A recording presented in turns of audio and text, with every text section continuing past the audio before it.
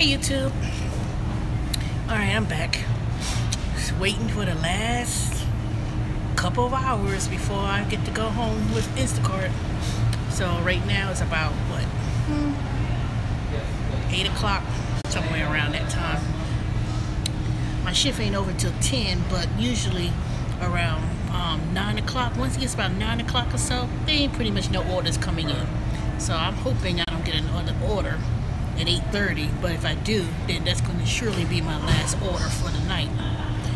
So I'm just going to sit here and wait until it gets to a certain time, and then I'm going to drive and make my way towards home. It's been a very slow day today. You know, from 3 till now, I got about, let me see, how many orders did I get? 1, 2, let me see, 1, 2, let me see, Kroger, Whole Food, 3. I got 3 orders, and then the ones from this morning. So I did about 5 today. I finally got a tip. I got a $5 tip from an old lady I had delivered to her. I thought it was going to be difficult because it was like, you know, I was substituting an item they didn't have at the Publix. They wanted some shredded mozzarella or something like that, and they didn't even have it. I was like, really? How you ain't got no damn cheese? At least not the cheese that she wanted. So I tried to substitute for Parmesan, and she chatted with me saying she don't like Parmesan. So I said, well, you know, they didn't have anymore, so I had refunded her money for the cheese. And then, so I'm driving to the house, to her house, and well, I didn't know it was an older lady until I got there. And then after that, I pulled up to the house. I was like, the house, it was so unkept. The yard, it looked like it was like overgrown trees, not bushes, but like, you know, it looked like someone didn't. Hey, how you doing, Stephanie? What you doing up? Well, it's still early. It's 8:23. So I pulled up to the house, and she lived way up in Buford. And then when I knocked on the, you know, pulled up to the garage, you know, they had a car that had it covered, and there was another car that looked like an old model car. Looked like it hasn't been driven in a while. And then the whole yard looked like the grass hasn't. It looked like the grass wasn't cut in like a year. That's how overgrown it was. And then then in the front door, you couldn't even see the front door because they had so many dang bushes overgrown. I'm eating my dinner from Publix. Ain't that look good, y'all? The ultimate. I got a hole, so I can eat half of it.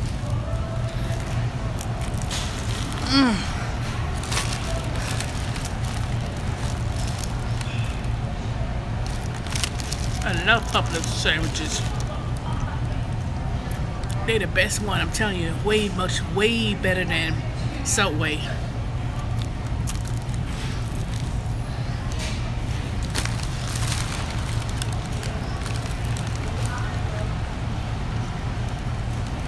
Subway may be cheap, like $5 a foot long, but let me tell you, the quality in there. I'd rather pay $7 and some change and get me Publix. Now, Publix had a sale on a whole turkey sandwich for $4.99.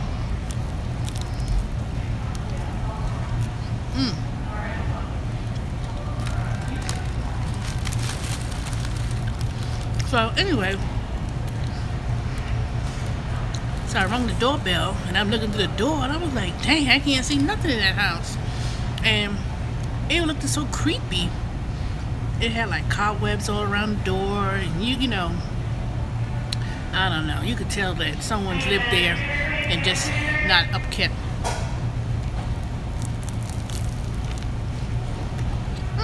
Okay. Well, congratulations. That was a job at the airport, right? Where you said you was washing planes, and I didn't know what you said the other position was.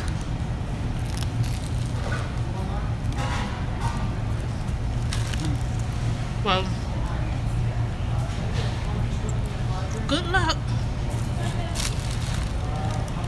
Don't try to overdo it, that's for sure. You know?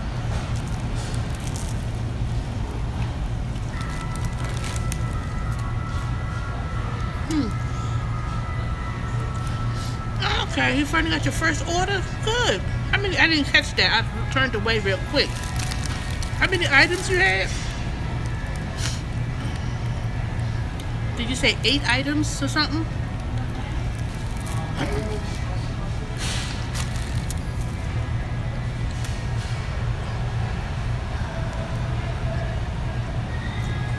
Seems I've got bad connection. But that's good. Let me tell you, it could be confusing at first, so just take your time, you know, don't rush it. First, you know, that's why they give you that first,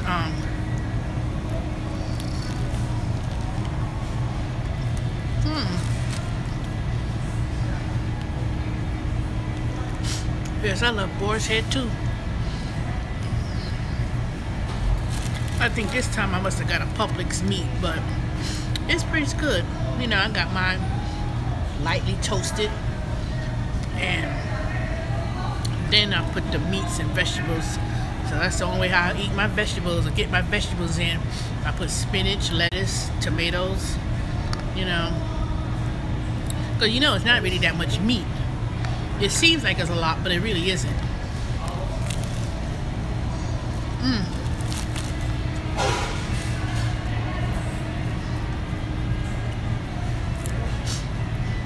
Another thing that makes Publix so good is that they make their own bread. You know, I always get like 5 grain and wheat, but I thought that white bread too, that Italian white bread, you get it lightly toasted.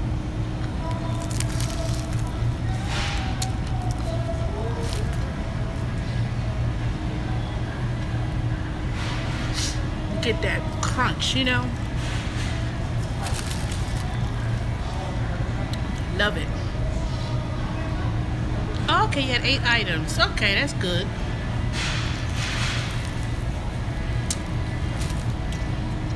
So, hopefully you get some tips out of that. But you know what though? The way I say it, after 8 days of nothing. But don't worry. Tomorrow on Sunday, you know, whatever number of hours you work. So how many hours did you work? Did you log on in the zones?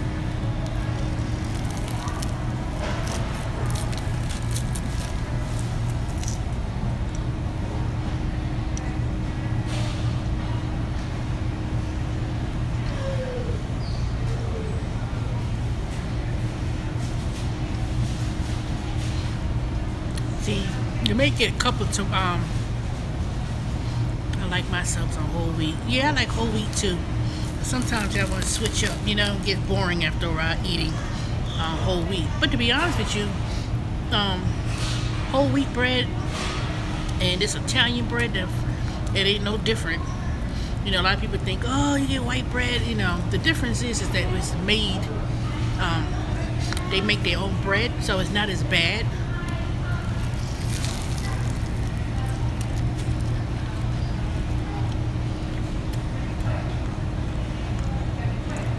Because it's still same,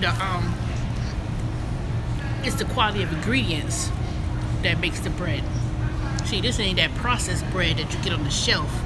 But if you get bakery bread, you know, that's baked from scratch, it's pretty healthy. You know, maybe.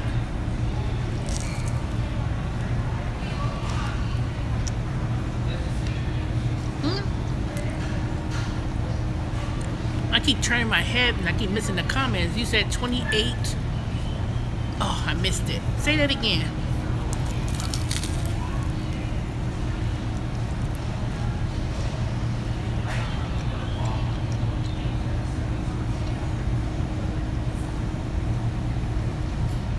Well, I got bad connection. I know I got free Wi-Fi here in this Publix.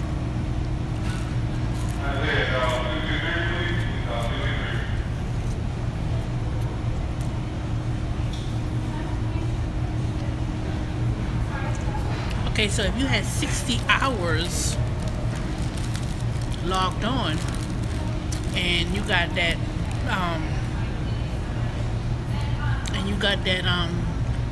first order, then they're gonna give you some big time guarantee tomorrow. So if you have 60 hours, but it's not $10 an hour, it's a little bit higher where you at, so they're gonna give you some big money. But let me tell you, Sunday tend to be busy, so be aware that they may give you double batches too. So say for instance, you working tomorrow on Sunday and they give you two or three items at one time, customers at once. You be shopping for 3 different people. Sometimes Instacart would do that.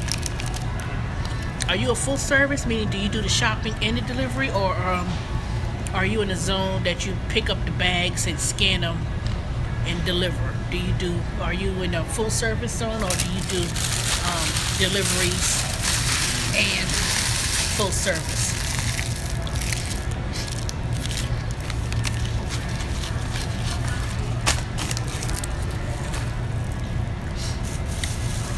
If you're in the suburbs, most likely you probably be full service. I was 26, and don't worry about that. Don't worry about that. 28 seconds slower, and that don't mean nothing, because all that is that they put you in a ranking, but it doesn't affect you getting orders. It really don't. It don't make a difference. Don't even worry about that, because at the on Monday or Tuesday they'll show you your rank. Well, no, you're not gonna get a ranking, because see, you don't have enough orders yet. So they're not going to evaluate you until after you completed your first 20 batches, 20 or 30 batches. So once you complete your 20 or 30 batches, then you have some matrix. But right now, don't worry about it. But that's pretty good for your first day and your first order. 28 seconds, that's really, really good. 28 seconds slower than the zone, that's really good. Because let me tell you,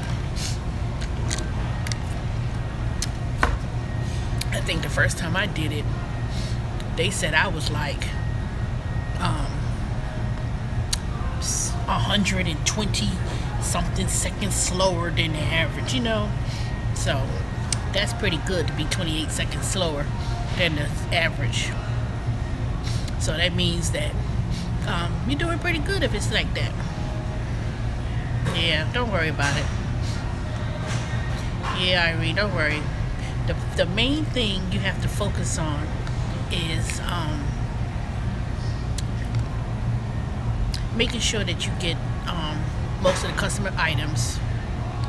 Well, full service, okay.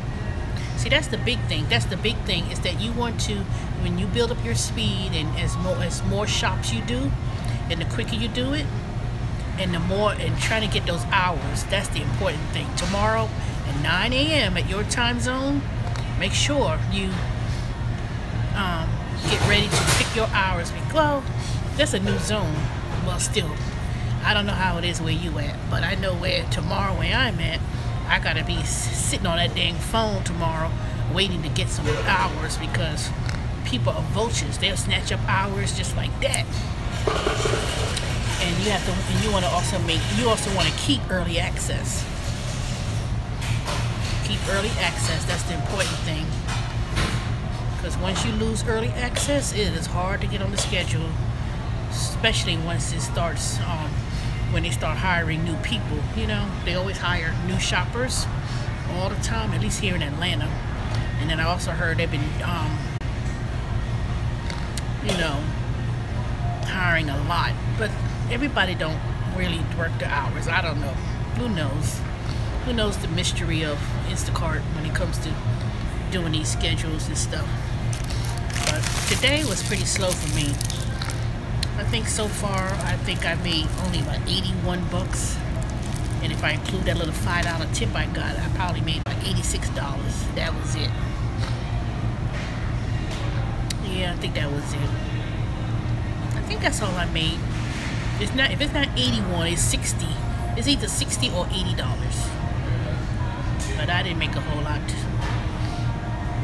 Usually on Saturdays, I could easily make about $139. Or you know, it sucks walking gallons a customer has because of it. It sucks walking gallons to a customer because of a parade. How are you walking with gallons of water? I ain't walking with no damn gallon of water, you know? Hey, look who came on my live stream. Lyft My DoorDash Uber. See, I'm like you earlier. See, now I'm sitting here at the Publix. I just got through eating my delicious sandwich. I'm gonna have to save my bag of chips tomorrow. I don't know who I'm kidding. I usually eat it at night. Houses. Yeah, it could be rough delivering cases of water at the house, but it's better than apartments, I can tell you that. Apartment complexes and condos with steps. But see, most of the houses here in Atlanta, well, in the suburbs, you know, I usually drive up to the garage, or, you know, I try to, I always try to make sure that people have the, you know, keep the garage open, because most of the time the garage leads to the kitchen. But let me tell you, when they see you looking at water and you hustling, sometimes some people feel a little bit sorry. Then they'll either take, you know, either the husband come out and help you, or they grown-ass kids and get out the house. You know, I don't understand it. People be having teenage kids and stuff, and I ain't talking about little kids. I understand little kids, but grown-ass kids, teenagers live in the house. I'm like, I never heard of such a thing. That's just plain laziness. I know when me and my sister, they had the street cut off. Oh, see, I hope they gave you a good tip after all that. And that's not fair, because how did you end up getting around all that traffic in the parade? See, Instacart says that if they have major events, that they said they don't allow customers. Well, I don't know if I read that somewhere, or did, you know, I don't know if I saw that on Facebook or something. I thought I heard something that Instacart does not allow customers to place orders when they're in certain areas that's blocked off. See, 4th of July is the big Peachtree Road Race. That's like one of the biggest Peachtree marathon races in Atlanta. Well, in the world, in the Southeast. And they're not gonna allow people to place any grocery shopping or orders, or anyone who lives along that path. Makes no damn sense going to grocery shop in the dang middle of Buckhead and Lenox and Midtown, Peachtree Road to deliver groceries, you know, knowing darn well that it's gonna be, you're supposed to go inside the house. I ask people before I go in the house. I don't just go into the house. What I do is, when they live in the house, first of all, I'll carry a little bit of bags, I'll ring the doorbell, and then I'll wait. And then, no tip, sometimes it's delayed, so wait and see. But let me tell you, I have a spill of how I get tips. So I'm gonna tell you how to do that. What you do to get tips with Instacart, this is what you say. You walk up to them, you deliver the groceries. He says, "Thank you for your service. I appreciate any feedback on the app." And then, if they're really brand new, say, you know, that's the first time, what you tell them is, "Oh, by the way, the service fee is optional. So in lieu of the service fee, you can leave a gratuity at the end of your evaluation." I had to park and walk, and it was a kids' party with bouncers. What? See, that's what I would have. You know, let me tell you. At the end of the day, or put it as at the end of delivering groceries, I always say to people, "Oh, thank you for using my services today. I appreciate any feedback on the tip on the app." Say that.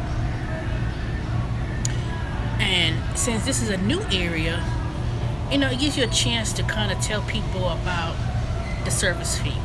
Don't go long and drawn out about the service fee, but say, tell people, "Oh, I appreciate, feedback on the app, or I appreciate anything from the app." And, that's it. Say something to that nature where they have to refer back to that app, and then you could tell them that the service fee is optional, and we don't get the service fee doesn't go to the shopper. But don't go too much into that. But just simply say, "I appreciate anything or any feedback from the app. And by the way, you may be charged a service fee. We don't get paid a service fee, but you can opt out of that in lieu of the tip."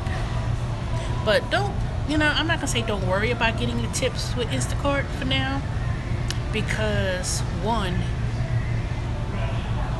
Instacart's gonna give you the guarantee. Let me tell you, I finally got me some tips today, but it wasn't a whole lot. Usually by today, I usually get about $100 of tips, 100, 120, not including a little cash tips.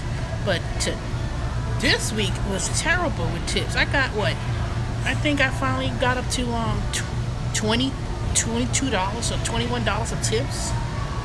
I usually get $100 worth of tips, but not today, not this week. It's been horrible. But yeah, don't worry about that. Right now,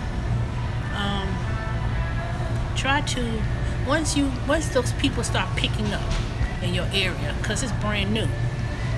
So you're not always going to get a tip on every person, that's for sure. I always have a theory on that. Out of 10 people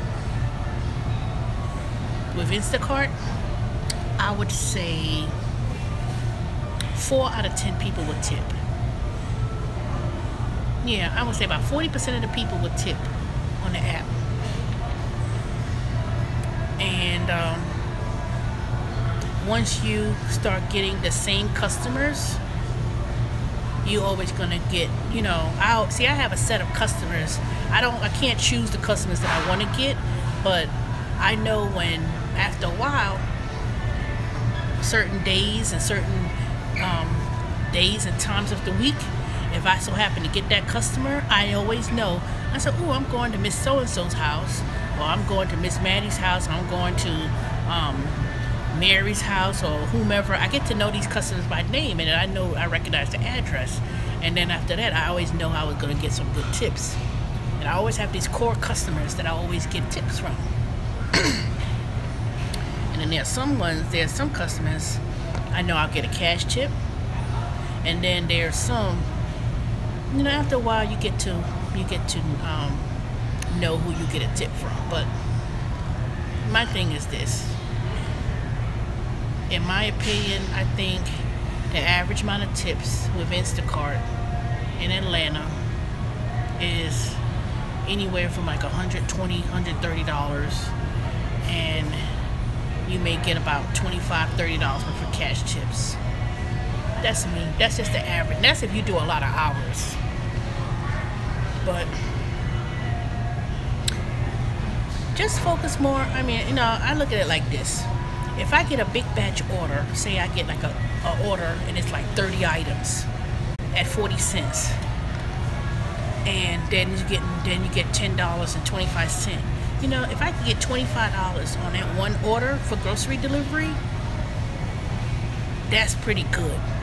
But if it's like a small order and you get anywhere from $12 to $15, that's pretty good. And that's not even counting tips. So the payout is a little bit higher compared to, say, doing those Grubhub and DoorDash. But and most certainly Uber Eats. But I could get some pretty good tips with Instacart. But like I said, it's gonna, out of 10 people, 3 or 4 people may tip. And then you may have that one person who's going to give you a really good tip, like $10 or $20-something. But it just depends. I mean, you have to see. I work a certain area here in Atlanta, Swanee Coming, and I used to do the OTP outside the perimeter, like that covers Tucker, and then I do Lawrenceville, and like I said, Sundays tends to be a big shopping month, a shopping day. People ordering 20, 30 items, sometimes more, but so far I haven't got any orders where people are ordering like 50 cases of water. I haven't done that since I did that dang I haven't done that since I did SHIP when I was going to that construction site. I had over $400 worth of stuff and had all that water and soda and didn't get not one damn tip. I was so freaking mad with that SHIP, and it was a company. And then with Instacart, I had a company order too, Costco, hamburgers and hot dogs and boxes of soda and water, and I mean I had my car filled up to the capacity, and then it got the nerve to send me the wrong address. And I had to literally speed someplace that took me 30 minutes. It took me 15 minutes to get there. That's how fast I was going. And then they got the nerve to say, this hamburger a little bit soft. All that hamburger and that cheap ass hot dogs from that Costco was frozen, and she gonna petty. I can't serve this for tomorrow. It's soft. Lying. I thought it's supposed to come into a controlled car. Bitch, let me tell you something. That's what I'm thinking in my mind. I'm like, if you wanted your food, or you wanted some big, huge orders like that, don't be trying to hire and be cheap and go with an Instacart and have people with your own cars delivering to a company. You need to go to a food service company and order things like that. Some people, boy, they be tripping sometimes. That's why I don't do Atlanta, because during the daytime you're gonna be going to a lot of companies where they be wanting water and snacks. I mean, cases and cases and cases of water. Who does that? I mean, I understand individual people in houses and homes and apartments, but if you're a company, you shouldn't be ordering for no damn Instacart or SHIP to get water. You need to go to Aramark or what's another major, even one of those major water companies that delivers the water. That's all they do is deliver water. That's what you need to order from. Not, let's go to the supermarket and let's order 100 cases of water. Like I'm gonna put 100 damn cases of water in my damn car. And even if it's not, I may be exaggerating about the 100 cases of water, but 20, 30 cases of water, and you want someone, even if I had like a small SUV, that's not something that's commercial trucks. That's something for commercial truck deliveries, not individual persons, I mean, sometimes people get ridiculous when they be ordering things. It makes no sense. Companies be ordering water, and that just drive me crazy. And thing about it, they don't even give you a damn tip. And one thing for Instacart is that they do give you a bump, a $10 bump if the order is over 100. If the order is over $100, I think if it's over $100, they give you a $5 bump. So if it's $200, they'll give you $200. If it's $200, they'll give you $10 in addition to your service fee and the per item. And another thing don't let Instacart do is that if you drive 15 miles or more, they're supposed to give you distance pay. Instacart has cheated me out of distance pay when they used to do, let me tell you what they would do. they will give you 2 orders to shop at one time. You traveling beyond 15 miles, but because it's a double order, batch order, you don't get distance pay for that because it's a batch order. Even if you're driving 15, 20 miles, you don't get that because you had 2 orders at the same time. I said, what kind of shit is that? I'm still driving 15 miles, if not beyond, even if I'm delivering the first order that's beyond, it's 15 miles or more. So how is that not distance pay? But, they sneaky. They're real sneaky. I'm so glad that people finally got on that tip thing with Uber, but it took a whole lot to get that tip option. But I'm gonna tell y'all now, you can have a tip option on your app for any type of service delivery all day long. You're gonna get very few people who's gonna leave a tip. They just thinking because they paying through the phone or paying through an app, they act like they forget the whole etiquette about tipping. They think that that's not money. I guess maybe that's what it is. I just think that if you was at a restaurant and you ordering food, sitting down at a restaurant, and you ordering a meal, and someone's coming to you, a waiter or waitress comes to you, order food, they leave a tip.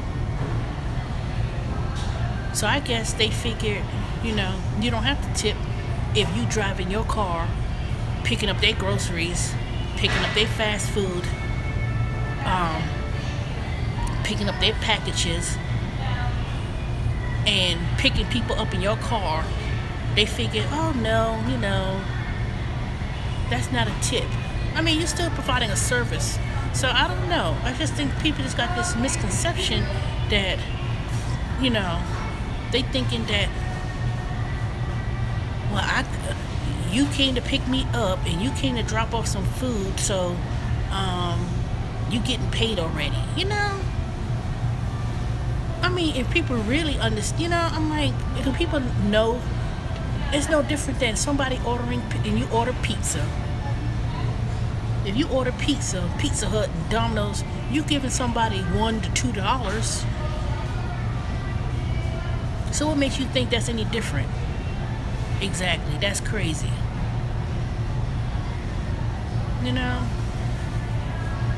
But all that picking up water shit and lugging water and all that kind of stuff, trust me, let me tell you what I do. If I'm delivering big cases of stuff and I'm sitting here struggling, sweating, by the time I get there, trust me, I'm gonna be like, thank you, and please tip through the app. I appreciate it very much. Sometimes you have to tell people to tip. Don't ask them, man, you have a tip, please? No, sometimes you gotta straight up be like, I appreciate the tip on the app, and please complete the survey of my services, and thank you for the tip, and walk off. Because let me tell you, when I went the other day, when I went to on Tuesday after my interview, and I said, I'm gonna go to Golden Corral, and I went to Golden Corral to get what I eat breakfast, lunch, or dinner all day. So I went there to get me a little meal, and the young girl who, they want us to, when you go to Golden Corral, you get your tray, and then you go down the aisle, and then they give you the water and your drinks. All she did was give me a cup of water and some punch, and she was like, I appreciate, what did she say? Oh, I need some tips, so I appreciate if you leave me some tips right there in my little jar. Or, she had like a plastic jug thing cut out. Looked like it had like a little milk carton thing, and she cut that out, and then put tips. And she was like, I appreciate the tips, or you can leave me some tips in the thing. I appreciate that. She didn't, it was not open-ended question where you say yes, no. It was like she straight up said, leave me a tip at the end in the jar. I appreciate it. I don't even think she said thank you, but she kind of smiled about it, and I just laughed at her, and I was like, girl, you lucky I work in the service industry. So I gave her $1. Now, was that warranted a tip? All you did was stood there and give me water and some juice. But the fact that she had the I would say the nerve to cut out a milk jug, put tips, and put it out there and solicited tips. Then the other person came behind me. She said, "Oh, what would you like to drink? Water, da da da." She gave them gave them their drinks and stuff. And I said, "You're not gonna ask them for a tip. You asked me for a tip." I said, so I went to the customer behind me, and it was a young kid. They were young. I wouldn't do that if they were much older. I probably would have just mind my own business. And I was like, "Hey, you didn't ask them for a tip." So I said, "Go ahead and leave her a tip, And they said, and then after that, I walked off, put my tray down and went to the buffet table. And I saw those same couples, the young couple. I said, "Did y'all leave her a tip?" "Yes, ma'am." That girl was bold to ask for a tip. She was like, "I appreciate the tip. I really need some money. I need some tips." And she was straight up. As all the days that I've ever gone in the Golden Corral, I ain't never seen nobody just pass out water and punch and ask for that tip like the way she did.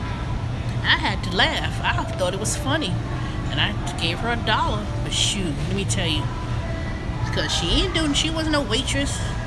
She ain't did nothing extra to get a tip. Now the waitress and stuff, or people like that who've been giving you the water and the soda, the refills, and take your tray away, they don't even ask for a tip, but most of the time, that's something somebody would do. You leave a couple bucks on the table for someone's tip. But let me tell you, I don't know, this Uber and that new tip option, let me tell you, it's going to be, I don't care what y'all say, it's going to be a hard road to get some tips from these customers when you do Uber. Uber Eats, yeah, I always been getting tips with Uber Eats. Especially when I started doing my local area and only area around my house, I was getting tips. But, yeah, I was getting pretty good tips. I don't know. If they see the bucket, they will tip. If they want, no need to ask. Yeah, that's true. If they do see the bucket. But, see, when she put the bucket in front of the register, not the register, when she put that bucket, where that bucket was located, it really shouldn't have been there, because she wasn't a cashier. She was just the girl. She was the water girl and the punch girl who gave out the drinks, and she just straight up asked. Ain't nobody would have left no tip for her, even if the way they had it. Now I could see the cashier. I could see maybe the cashier get a tip. I see that a lot. But it was the fact that she was like boldly said, "Leave her a tip." That's what killed me. I guess maybe she thought that, she said, "I'm gonna ask her. She looked like she ain't gonna, she looked like she ain't gonna do nothing or whatever." So, because I doubt she would turn in and ask every single person, but I don't know. Maybe because I guess I was easy-go-lucky. Maybe I look up an easy-go-lucky person, or she, maybe I have a certain look to say, "Let me ask her for a tip. She ain't gonna do nothing." But I don't know. Like I said, I told her, I said, "Girl, you lucky, because I work in the service industry, so I understand." I said, I can't be mad at you, But let me tell you, when you do Instacart, just say that little spill, Just say thank you, and and then since it's so new in the area, create small talk. If you could get to the customer and you create small talk, don't just drop off the bags and leave, unless they're an asshole. You could, let me trust me, you could tell some of those difficult customers. You could truly tell. But if you go up to them and see, what I do is, if they have kids, I would say hi to the kids and say, "Hey," or if they have a dog and they would say, "Oh, you afraid of dogs?" I say, "Oh, no." And if you be friendly to their dog, friendly to their kids, and just create small talk, like say, "Hey, how you doing? I'm great, and here you go, I got, and then if there's issues with the groceries, say, like, if you had to substitute, just tell them, "Oh, they didn't have this particular item, so I substituted." Just say something to create small talk, because if you get them talking, and they were like, "Oh, I enjoyed the service," and I had a lot of people tell me um, they want to have me shop for them again. That's crazy. What's crazy?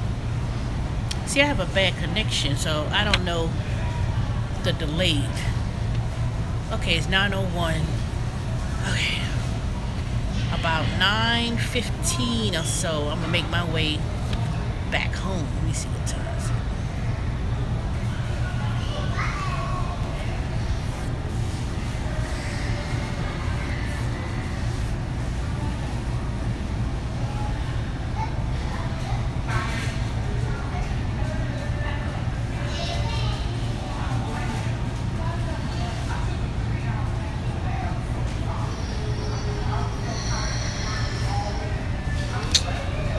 I had to make sure if I didn't get an order and I didn't see it, but I've been sitting here and I didn't get any other requests. I'm shocked. I guess I'm really not shocked, because if I didn't get an order by, he was telling me that he used it because his DUI. See? And that means he's going to be a repeat customer. And that's it, and see, I'm telling you, people tell you all your business. He did send his daughter out to help also. Okay, that's good. That's good. Shoot, I had to lug up all that water and stuff. But he probably didn't see, that's what I'm saying. If they brand new, let me tell you how you can tell they're a first time shopper.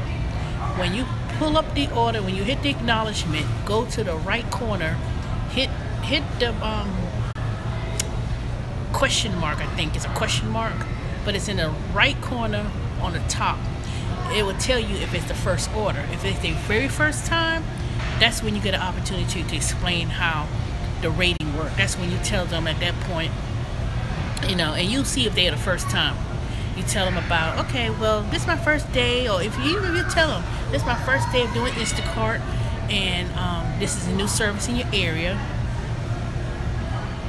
The girl he was talking about earlier. Oh, okay. So, like I'm telling you, what you do is, when it's their first time, and it's your first time, and it's new in the area, try to explain to them about that service fee. That's when you tell them, but if a small order like that, they probably gonna pay it. The service fee is probably like $3-4. It may not even be a whole lot, but make sure that you express to the customer. She says, "Oh, thank you for your service," and at the end of you could just give, complete the survey at the end. And by the way, the service fee is optional, and that doesn't go to the driver, so you can always opt out the service fee in lieu of a gratuity or tip. That's it. That's it. So the more people you tell them how it works, at the end you give a rating, and then they say, "Oh, you could leave an addition," don't, because it says additional tip, which implies that they giving you the service fee, and tell them that you do not get that service fee. The service fee goes to Instacart. The service fee is optional. They do not have to pay that service fee. So make sure you tell them in a brief sort of way. I appreciate the end, if you conduct a survey. It's my first day, or I just started, and I appreciate any additional feedback on the app. I tried texting him. Also, he said he didn't get a text.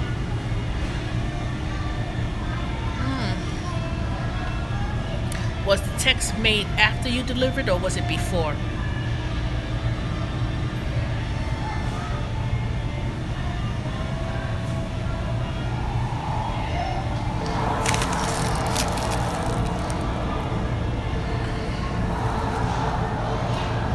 Because if it's before,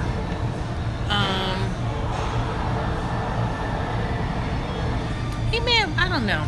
I can't really say. It depends when you did it, though.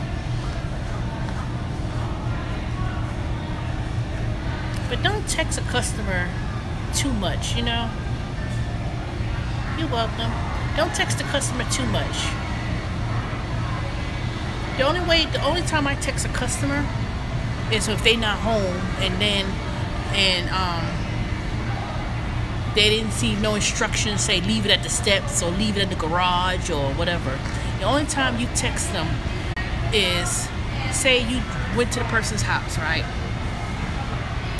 And they're not home. Then it gives you an option to text the customer or call. I will always hit call. So that way, when their number calls you back, you can speak to the customer, and then they may tell you, oh, I'm on my way home, or whatever the case may be, or you can leave the groceries on the steps or whatever. Because let me tell you, I had that happen many of times. I get to the person's house, they not home, and then I'm like, where are they at? You know, there are no instructions to say where to leave the groceries. So I'll go back and hit notify customer, and then it gives you an option to text or call. Oh, before, okay. So when you do it, then you know, you wait and see if the customer call you back, and they'll tell you what to do then. No, don't text customers too much about stuff. You know, like I said, the only time you call or text is if they not home and they didn't tell you no instructions on to leave it at the porch. Now, let me tell you, if they say leave it on the step, leave it on the porch, what you do is take a picture of the groceries, and in the chat it allows you to send a picture to the customer, and then customers or the happiness team gets to see that too. Because some of these customers, they be swearing up and down. They say, I didn't get the grocery. You got that damn groceries. Oh, the meat swap. Oh, okay. Okay, I see what you're saying.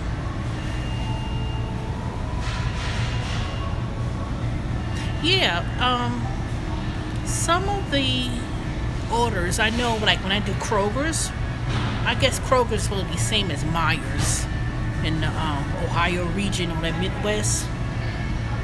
See, when the customer is on the chat, they may chat you, they may send you a chat, they may tell you, can you please get me some something additional, or I need to get some, or you could chat with them about the substitution, you know.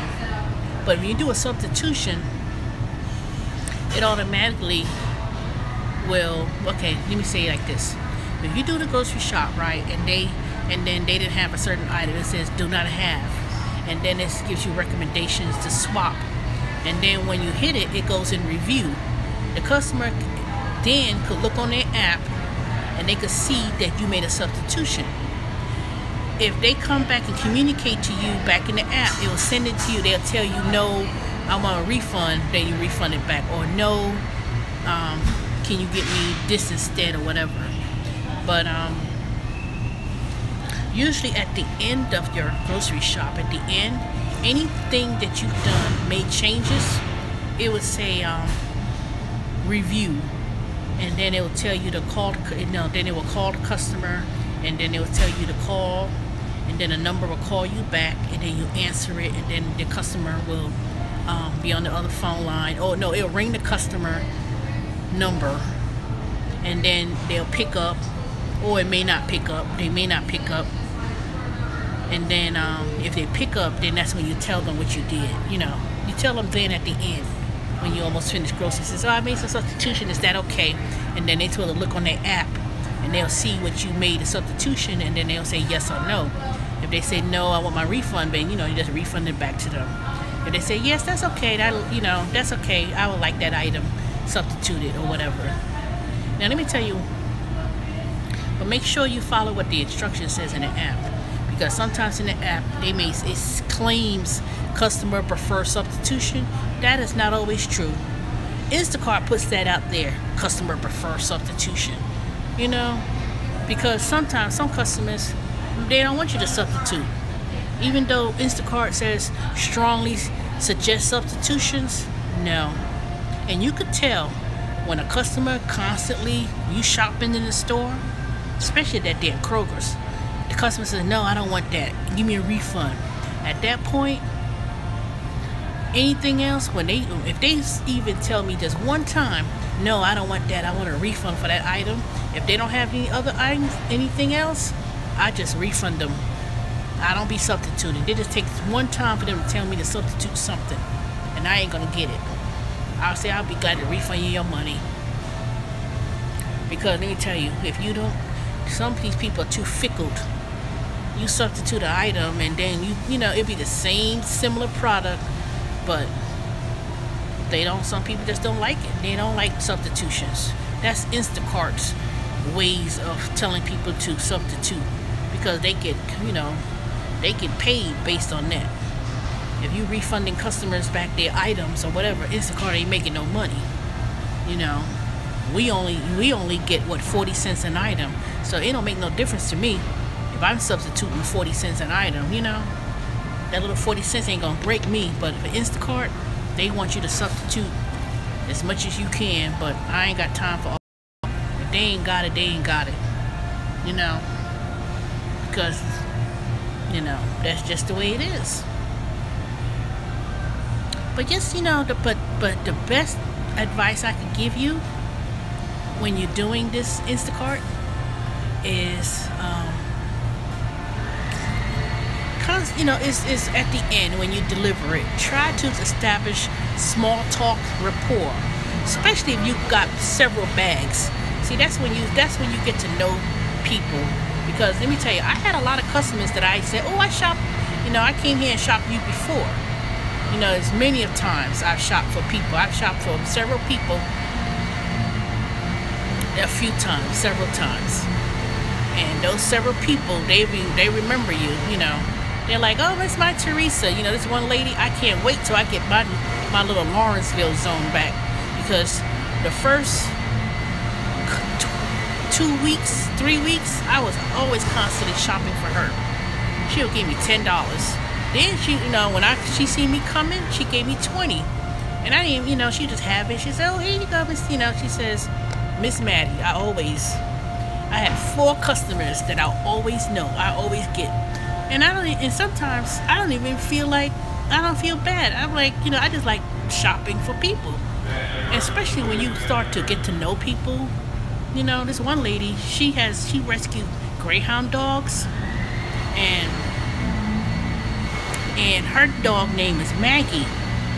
And I was like, oh, she's such a sweet, I mean, the sweetest greyhound dog. And I would come to the house, and they would have a whole lot of groceries, and I was like, oh, she's so sweet.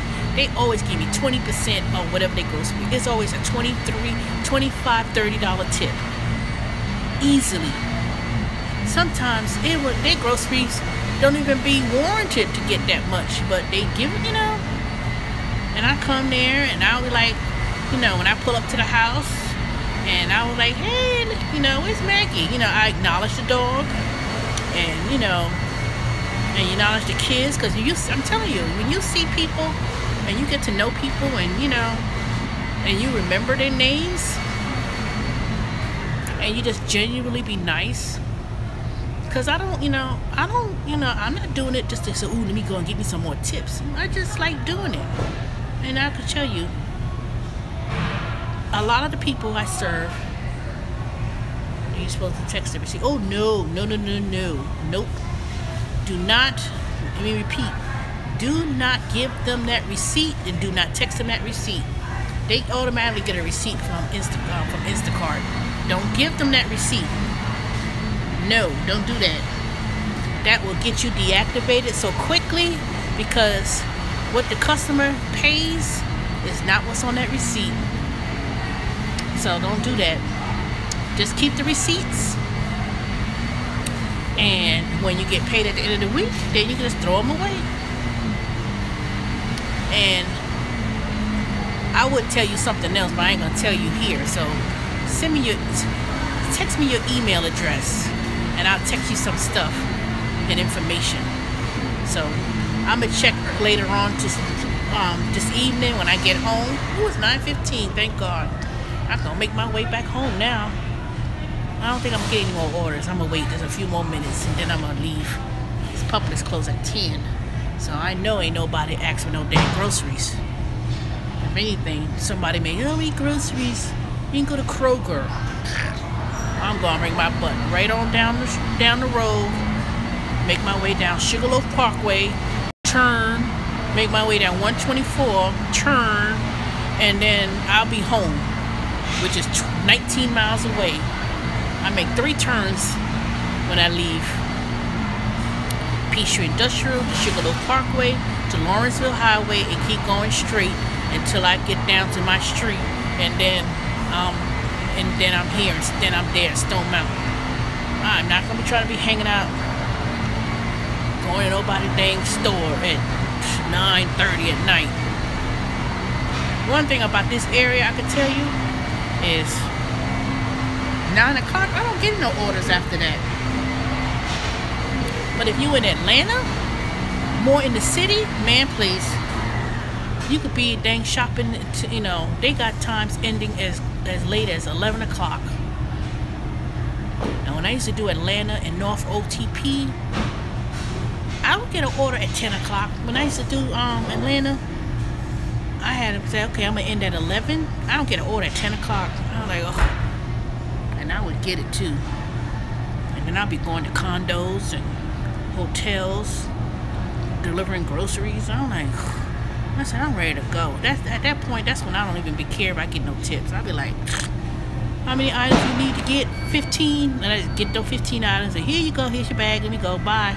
I don't even care about no tips at that time of night. I'll be ready to go. Nope. You don't do nothing with it. Nope. Don't text it to Instacart. You don't do nothing like that. All you're doing is just, nope. You don't do nothing with those receipts. Just throw it in the garbage. I keep them at the end of the night to make sure that they give me credit. Make sure I keep a receipt trail, because let me tell you, one time I had did like 8 deliveries and Instacart said I did 7. I said, no, they said I did 6. I was like, hell no. I called up Happiness Team and it was like, oh, it's a glitch in our system. We'll correct it. So I said, and I'm gonna start keeping my receipts. Okay. I'm gonna see your email later on. You're welcome. I'll send you an email later on when I approve the comments. Because right now I'm on my phone. So when I get home, the broadcast, it will retape the broadcast, and then I can see the thread later. And also subscribe to my channel too. But yeah, don't ever give the customer the receipt. You don't need to text the customer. You don't need to text the receipts to Instacart, because the receipts is electronic.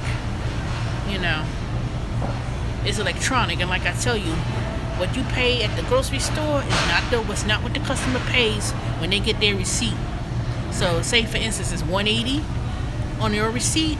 The customer, on the other hand, may get $200. You know, that's how Instacart makes their money. See, they jack up the prices on their food items, and then they sell a membership. I heard it's like either $99 to $149, and then they top of that, they charge a service fee. What the hell you charging a service fee? You already got $99 or $149 a year from the customer, and then you charging extra on the groceries itself. Shoot, they making a killing, and then they trying to give you 40 cents an item and $9 for per delivery fee. You know, nickel and diming people to death. All of them do that, to be honest. Grubhub and DoorDash. You go to the restaurant and you go and order Grubhub, it's 2 different prices. They don't pay the same thing at the restaurant. They mark it up, and then then on top of that, they charge some kind of service fee or something or another, and then they give the shopper or the driver, you know, 40 cents to every $10 they make. You know, they get $10, you get 40 cents. You know, it's crazy. Alright, it's time for me to go home. I'm gonna still talk to y'all while I'm driving on my way home. Get y'all some more tidbits. But yeah, but that's what you do. Don't give them the receipts. Don't text nothing. There's nothing to text. Don't do that. And never, ever, ever, never give the customer their receipts. Keep that for yourself.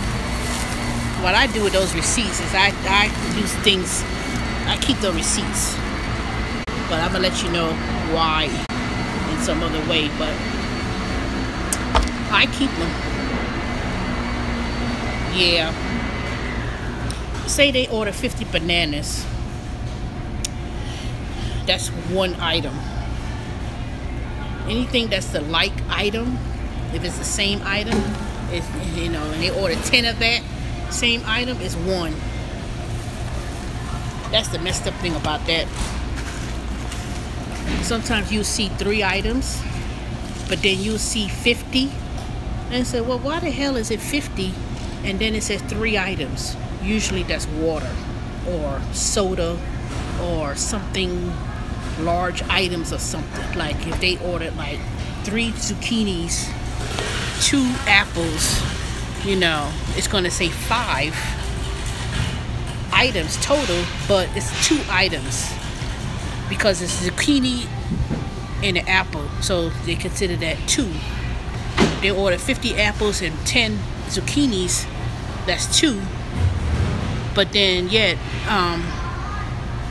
it'll show up as 7. You know what I said, if they order 5 zucchinis and 2 bananas, it's 7 total, but it's 2 items because it's only bananas and zucchini. So that's how they do that. But sometimes those shops be the quickest ones too, because sometimes they order, like, you know, buy in the BOGOs. Let me tell you about the BOGOs, the buy one get one free. If the customer only requested one item and say it was a free item in the store, the way you could get some brownie points with the customer is if they ask for one, but yet it's a BOGO, buy one get one free, you can either get them to get the get the other item for free, right? And when you go to the house, you could tell them, oh, by the way, you got the free cases of water, and they had a BOGO order at the store. So that way you get some brownie points with them. Some people would say, oh, I appreciate that, you know. So if they thinking that they getting some free stuff, when you do that, you know, try to do that. Otherwise, I know the Publix, if you don't buy the buy one get one free, you only get it half price. Like I just bought this tea in my bag, my own personal stuff. They had the 2 for $3 for the sweet tea, but I only got 1, so they only charged me $50. But some stores, if you don't, you know, if you don't get the buy one get one free, they're just gonna charge you half price. But with Instacart, like I tell you, they're not paying the same price for that drink. So sometimes it's best to get them that free item. You know, but don't worry about texting them and send them a message and says, oh, do you want, you know, they got this on sale for free, do you want to get it? Don't do that, because you're wasting, you know, you mess up your time and your speed. So try to make a decision quickly and stick to that decision. But yeah, so, but a lot of times the customers will buy 2 items or something, and it's gonna be free anyway. Like, look at this, they got all these Cheerios. How many damn Cheerios they got? Look at here, they got Frosted Oats, they got Honey Nut Cheerio, then they got multi-grain Cheerios, and then the good old yellow box Cheerios. Then they got the protein Cheerios. Look at this. This don't make no sense. Now, I remember when I was growing up eating Cheerios, I remember the Cheerios used to be fat. It wasn't these little old Cheerios. And I used to couldn't stand eat Cheerios unless I had put some sugar on it. I had to put some sugar on it to eat the Cheerio. And look at this big old display of Coca-Cola. I'm going to turn my back to it. They got this tower of sodas. Look at that. And then they got this little pattern design that they made. And look at all these damn. Look, they got Pringles, buy one get one free. They got every brand Pringles, every brand soda, all this junk. Whew, I'm about to go home. Alright, it's 9:30. Alright, I'm gonna make my way back home now, because I ain't getting no more orders after this. I gotta make my way back over here tomorrow from 10 to 10. I'm gonna try to see if I could, I don't know. I usually work Lawrenceville, but dang it, somebody just took my little Lawrenceville, because I like to stay on Sunday and go to Lawrenceville because it's closer to my house. And I know that I used to get real busy on Sundays. And that's what I know. I used to get a lot of tips on Sunday. So I don't know how it's going to be tomorrow. I'll have to see. I'll see if it gets busy over here. But I just didn't want to be out here tomorrow. But at least I know. Oh goodness, my knee. At least I know that if it's slow tomorrow, I may just hang out at the Mall of Georgia, go on that side of town, hang out, go to the mall, walk around, collect my little guarantee for Instacart, because if it's not busy tomorrow,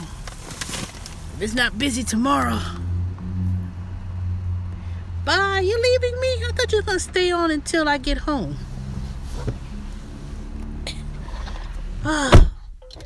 I wasn't leaving yet. Well, I'm not gonna log off yet. I'm gonna drive all the way back home and stay live until I lose signal or until I don't have nobody else that's sitting. Got one more person left. I know sometimes these live videos, y'all don't like to hang out too long.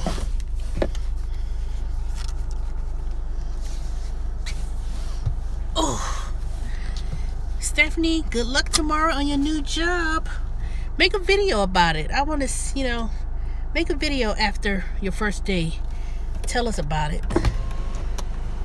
Tell us how it went, how your coworkers are, and you should be, what? You should do a mukbang. What's mukbang? I never heard of that. Mukbang. What's that? I never heard of mukbang. Yeah, I want to see you do the video about your first day of work. I know you're so excited to be doing that. That should be relief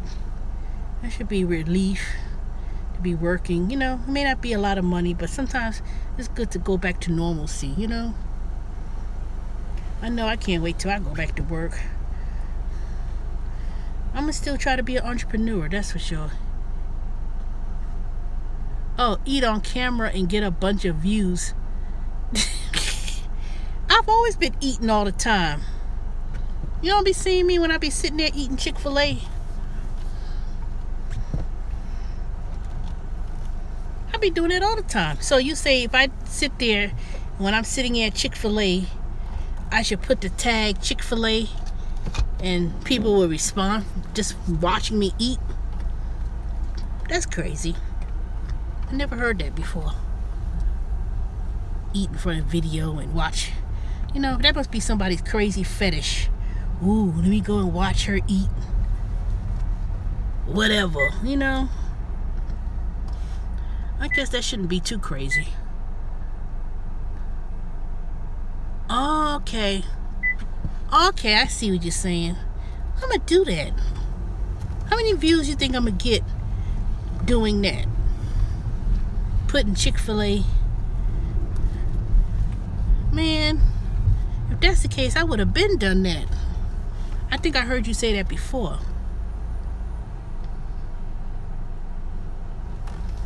Really?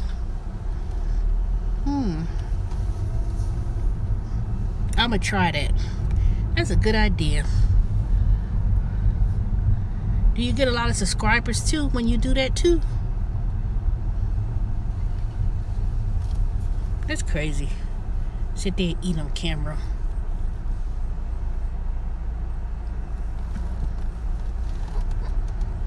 Yeah, I'm gonna try that. I'm gonna do that. Sit there and eat on camera all day. Check out this chick named Yummy BT. What? What? Who does that? Who does that? Eat on camera and make YouTube videos. Is it that you marketing the food, or are you just, you know? I'm gonna try that.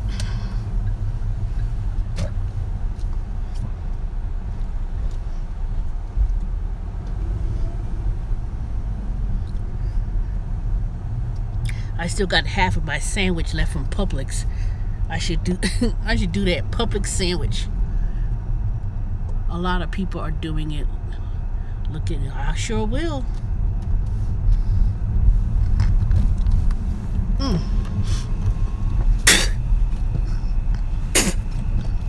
Ooh, that was nasty. Oh, so ready to go. So thank God. This leaving at 10 o'clock at night is not going to be... I'm going to have to start cutting this short.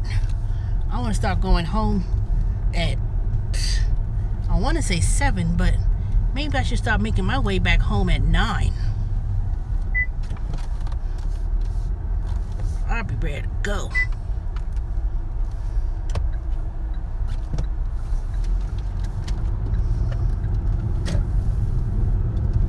Alright, y'all, it's dark now, so y'all may not be able to see me as much.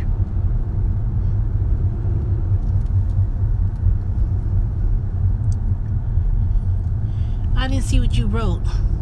Say that again, because I didn't get it. Now I'm driving, so I can't really see.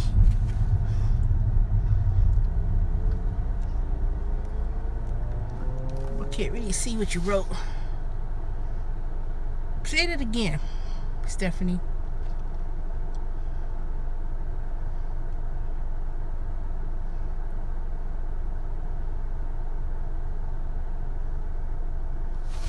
I didn't see what you wrote. Well,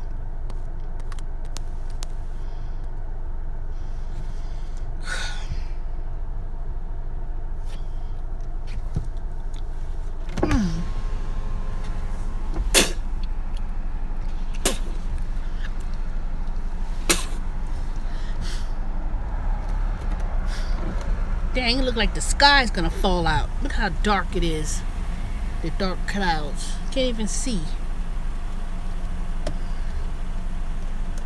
I need to get my headlight fixed because one of my headlights are out. I just don't want to get stopped by the cops for a broken, not headlight. Yeah, headlight. I know they'll get you for a tail light, but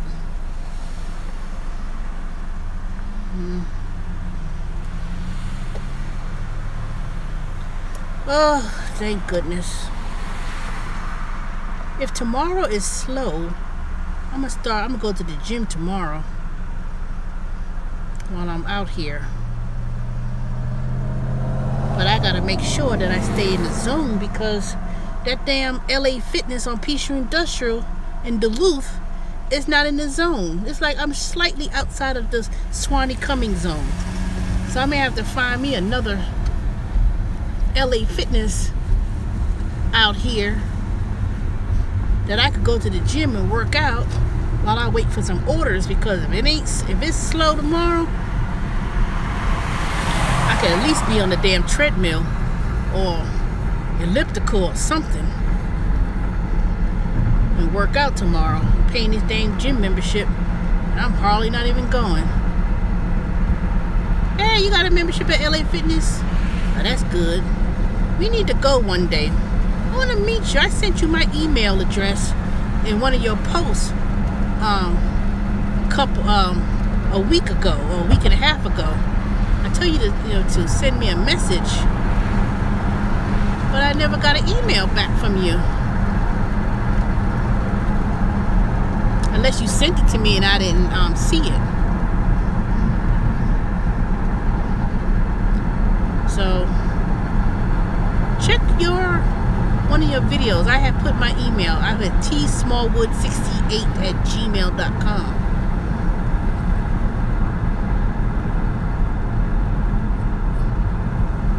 Yeah, I know where that one is. That brand new one in Decatur next to the Sprouts. Yeah, I could go to that one. You can't find the message. Okay, well, send me your email in this message. So when it's so when I stop it and I record it, it's saved. I think all the conversations get saved in it. So yeah, send a message to my I can't read that. I can't see. I can't read that. Okay, hopefully it's gonna be in the message, and then I'll catch email message too. Okay, I got it. Hopefully I got it. Yeah, I need to start going back to the gym more regularly, because once I go back to the gym on a regular basis, I tend to eat very healthy. And I need to start eating Chick-fil-A, because I think I'm getting a little bit too tired to eat Chick-fil-A. I love Chick-fil-A, but god dang it, after a while it's getting a bit too much.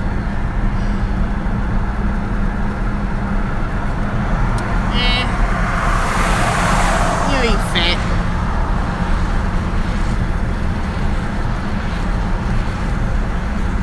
Ain't nothing wrong with that.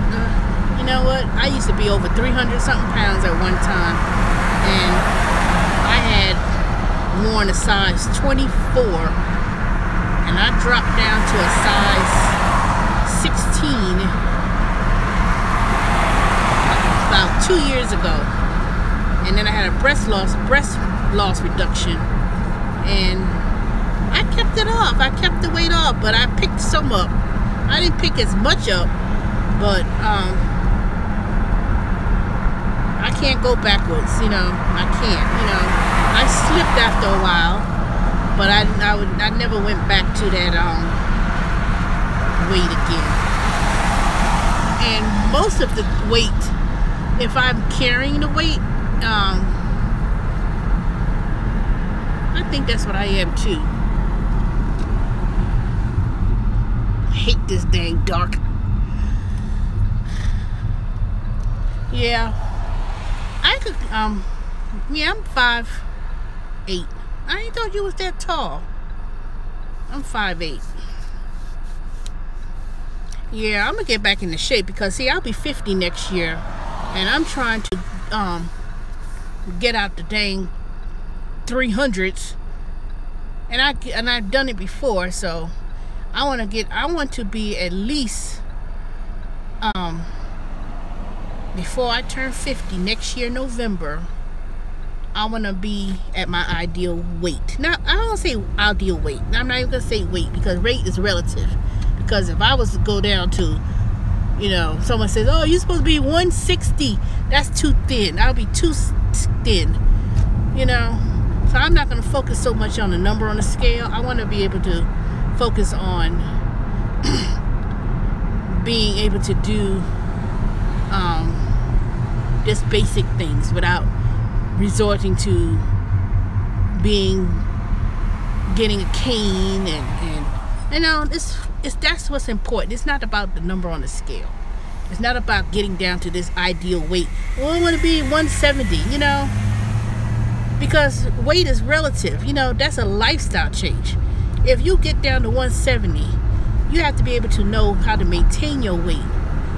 And it's not so much about the weight. You have to be able to be strength. That's the thing. You have to do a lot of focus now. It's not running and doing cardio. It's strength training and flexibility and yoga, you know, being flexible and be able to move your body in a functional sort of way, not running, and you know, that's too much, you know, and building up your heart and strength, cardio, strength, flexibility. But 80% of that is what you eat. Are you doing Postmates? Nope. You know, I got kicked off of so many damn platforms. I got kicked off from Postmates after 1 week. I got kicked off of DoorDash after 1 week. I got kicked off of you know, of course, you know, Grubhub, but that was months. Let me tell you, I got kicked off of Postmates. Let me tell you the reason why I got kicked off of Postmates. I kicked off of Postmates was because one time I was in the area at Cabaret Pizza, and I'm thinking I was picking up a big old pie of pizza. They said, oh, and I looked, and they said this person wanted to order a cup of soda and a slice of pizza, and wanted me to go downtown to Georgia State at 5 o'clock traffic, and wanted me to deliver a free pizza and a free cup of soda. I was like, hell no. So I got that pizza and that cup of soda, and I'm driving away from the direction that I was supposed to have gone to. I called Postmates. I told them, no, I called the girl. They're like, it's parking, it's across the street. I'm like, I'm not going. I told her, I said, I am not going downtown across the street at no gas station to drop you off no pizza and no cup of soda that you got for free. And I called Postmates. No, Postmates called me, and they said, you're not even driving in that direction. I said, that's correct. And I drank the soda and ate the pizza and kept on going home. I said, bump y'all, I'm not driving. It took me 30-something minutes to get over there, downtown on Moreland Avenue, where all that, you know, where they, you know, right there where that Big Skull restaurant is, and all those little non-parking ass areas and little 5 Points. There's only one place that you could go and park, and that's at that place. Yep, I ate the pizza and drank the soda. And let me tell you, that bitch should be glad that I ate the damn pizza and drank the soda, because number one, the soda was stale and I threw it out, and the pizza would have been cold. It was a slice of pizza, one little slice of pizza. It wasn't even a whole pie. And let me tell you, Postmates have a lot of these free stuff. See, that's why Postmates, I can't stand it. Another reason why I ain't do Postmates no more was one time I did an order at this Buckhead Diner. The tip was $30-something. I went and dropped off the food, and when I dropped off the food on the Postmate app, the tip was only $6. I said, hell no. That receipt said $30-something. So when I called Postmates or sent them an email, they tell me, oh no, the tip went to the restaurant for the chef. That tip was, I said, hell to the no. You think that I was so pissed? I'm the one who went there to the restaurant to pick up the food. I'm the one who went to the business to deliver the food, and you telling me that they left a tip, a $30-something tip to the person in the restaurant, the person who cooked the food? I said that hell fucking no. And I said to myself, you know, and then they had a lot of things pending. See, Postmates, you know, you deliver it, it was a pending, and then they pay you every 3 or 4, you know, they pay you every 4 days. I don't like to get paid every 4 days. For what? You can pay me once a week or whatever, direct deposit. Every 4 days you get paid. That's why I don't be messing with that quick pay. Everybody's at instant pay. I don't mess with no instant pay. I don't want nobody to have access to my checking account or my banking account. I am not that desperate for money. Not like that. Oh, I like daily pay, because if I could get I could cash out on daily pay. I'm not giving another company another dollar to get my own money. Nope. They kicked me off of Uber Eats 2 weeks ago. I didn't do Uber Eats for 7 months. And the minute I turned on my dumb app to do Uber Eats around the house, they keep sending me promotions to drive people. I said, no, I'm not driving people. I'm not picking nobody up. I'm not doing it. No. Stop sending me it. So I started doing Uber Eats around the house. I wasn't leaving my area around the house for shit. I was going up to the street, around the corner, back. And I was doing really good. I mean, for that little short distance. And then, next thing you know, I turned on the app to do Uber Eats and talk about you been deactivated due to low rating. I had that low rating for months. That didn't just happen yesterday. So they deactivated me. But my account for Uber is still active. I can still drive people. I refuse to turn it on. I refuse. I got a promotion now. If you drive 25 people, we'll give you $40. Bump the $40. I'm not doing people. So I was chatting with Uber last night on the chat. And they told me that, okay, we fixed it. I said, well, damn, how come my Uber Eats is still not activated? Still not activated. So they told me I have to go down to the local office and speak to the manager, and then they'll activate me back to do Uber Eats. So I may go down there to see if they'll activate me again to do Uber Eats, because I was just reading in the New York Times, not New York Times, it was the Wall Street Journal. Yeah, the Wall Street Journal have an article out today how they was trying to not let the employees of Uber jump ship. They were saying that there were so many people that was in limbo that all the engineers, all the software developers, they were because of this big shakeup with Travis Kalanick, that they were in limbo whether or not they want to continue to work with Uber or stay on. And they don't know what to do because they got some stocks in Uber that pending that if the company goes public, they don't want to take a chance of losing out on millions, because once they leave the company of Uber, they don't get to keep the stock options. Right now, the stock they got, it ain't worth shit. It's nothing more than a piece of paper. But they're hoping that Uber was to go public in the future, and if that's the case, then there will be quite a few millionaires. So right now, they trying to prevent the employees who are the software engineers, developers, and everybody else from not jumping ship. But they're in a limbo because they don't know whether or not they don't want to take a chance and leave and lose out on the stock options. In my opinion, I don't think Uber is going to go public. I don't know why people are under this impression that Uber is going to be a publicly traded company. Just because you evaluated that company as billions of dollars, because, you know, it's still a startup. If they was going to go public, they would have gone public 2 years ago. They would have been public even last year, before ChapSnap or whatever the hell that company was, Snapped or whatever.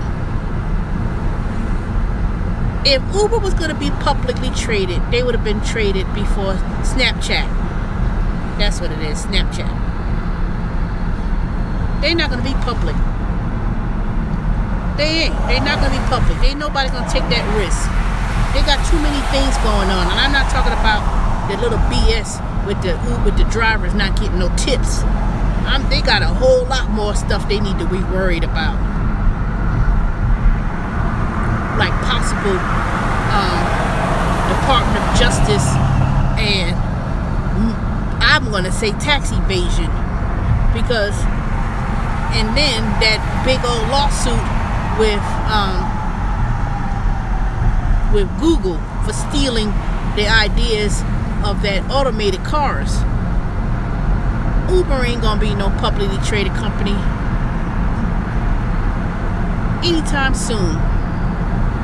If anything, I'm telling y'all, and believe me, and I'll be the first one on the YouTube channel to say it, don't be shocked, don't be surprised if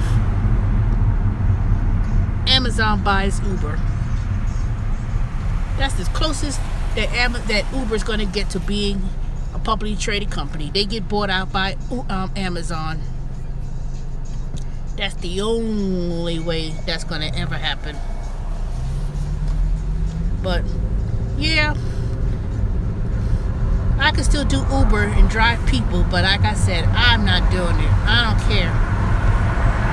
My car is got too many damn miles on it. 98,311 miles. Now, yeah, it's gonna happen. I'm telling you. I see that happening more so. Because think about it. Whole Foods, Amazon bought out Whole Foods, right? And Instacart has 10% share inside of Whole Foods. So Instacart already has its own drivers to do food delivery and grocery shopping. It's called Amazon Fresh.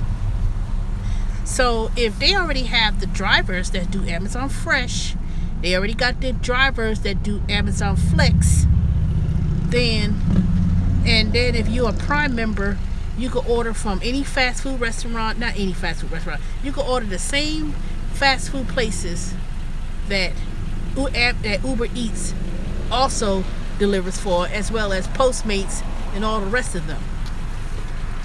Now, the reason why I would say that them buying out Uber is because, one, Uber already delivers for McDonald's, which is $1 billion company. Amazon could buy Uber and all its divisions under that, Uber Eats included, have all the drivers already picking up people, picking up food, and they could use those same drivers to use to possibly deliver groceries, just like Instacart and Ship has delivered groceries for all these other supermarkets. So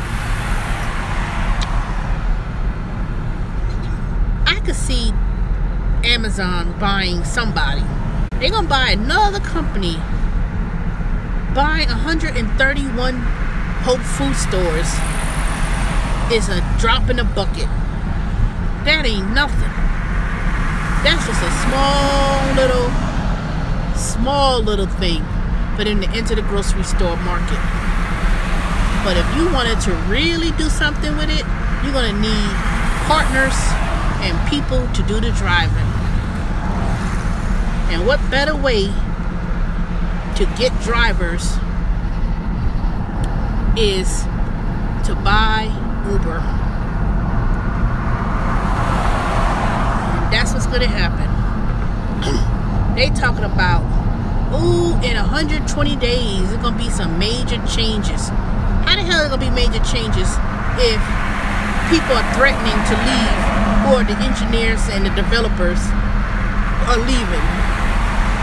Just because you put a little tip option on Uber, that ain't that major change. That ain't shit. That is a damn thing, nothing. That ain't no news. Because you gotta still change the minds of these people to tip in the first way, to tip in the first place. Yeah, I heard of Zippy delivery. They've been around since the 80s. You know, Zippy ain't new. I heard about them. I went online and looked into them last year before I started doing all these ride-sharing gig economies. You're an employee with Zippy. You're not an independent contractor. They pay you $10 or $12 an hour, something like that. Yeah, they pay you per hour, and then you get tips if the people tip. But you have to work downtown, and I think you also have to have a schedule.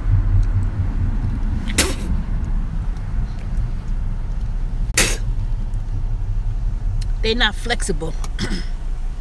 I heard, if I recall, I think you had to work. You had to work a certain number of days and a certain number of hours with Zippy. Yeah, I heard about them. And then I read something recently in one of these job postings. They were saying that the people who owned it, they were assholes, and they said that how they had their own relatives that were like managers, and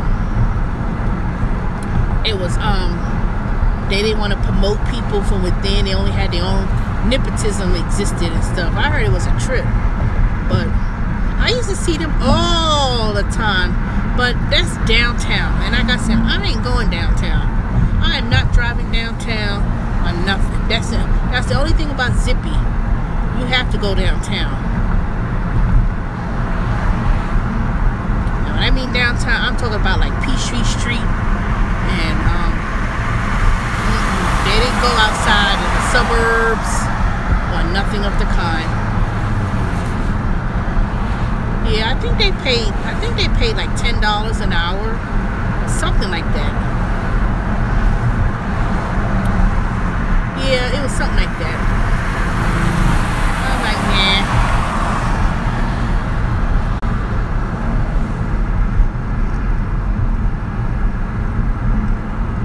nah. Yes, exactly. It ain't so much about paying for parking.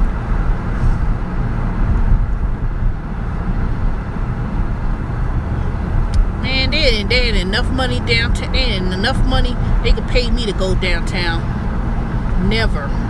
Ever again. Downtown, it ain't so much about parking. It's the parking. Yes, that's the main thing. It's the parking. And I've seen too many people got boots on their car. I've seen too many people double parked, park in the street, and the cops go right there and give them a ticket and put a boot on your car. Put a boot straight up on the car. No qualms about it. If you could put, I saw a not UPS, who was one of those, FedEx. I saw a FedEx truck had a boot on their car one time. Sure did. FedEx. It was right at this restaurant on Peachtree Street, and they were parked and they had a boot last year's summer, and I was trying to run in and out of that place, and I was like, you finished? And I got in the car, drove around the block, come back.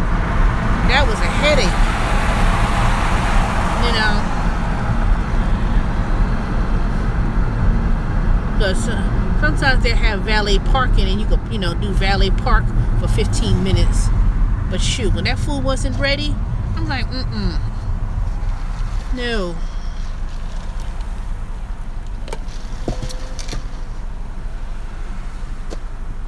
No, not yet. No, not yet. I called my friend who interviewed me, and he said no one has got a call back yet. So I'm hoping it comes this week, though. I really do. No, but it was a positive. I got positive feedback. I got positive feedback. But I know they're looking for people, that's for sure. So it's not like it's they have openings for like one position only. It's several. So I have to wait. A couple more days. But don't worry, I'll let y'all know. The minute I get that call and say you're hired, I'll let y'all know in the video. Trust me. But they told me, they said other people hasn't got any callbacks too, and there was people that was applying for other different positions too. So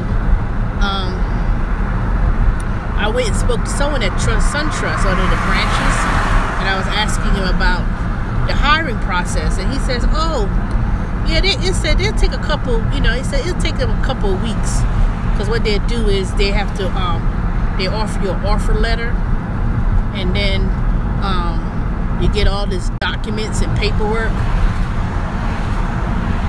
So it's like a lot of things they have to put together, and then you know, so it's probably a matter of logistics, like, you know, when training and when training's going to start, and where will you report to, and things of that nature. What? You sure you went to Amazon? Shit. Missed my fucking turn. Well, anyway, I just have to go around the other way. Yeah, just go apply again, because I have to go online and see, because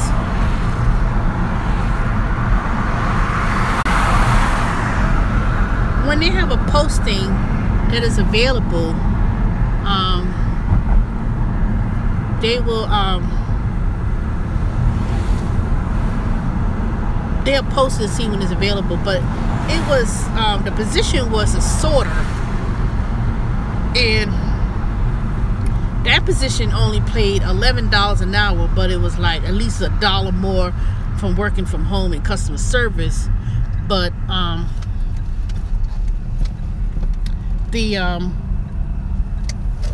saw the position, I want to say I also saw it on Indeed, on one of those job website postings. But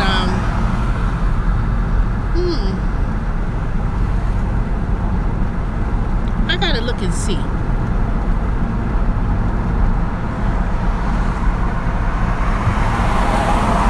Yeah, you worked at Amazon briefly too?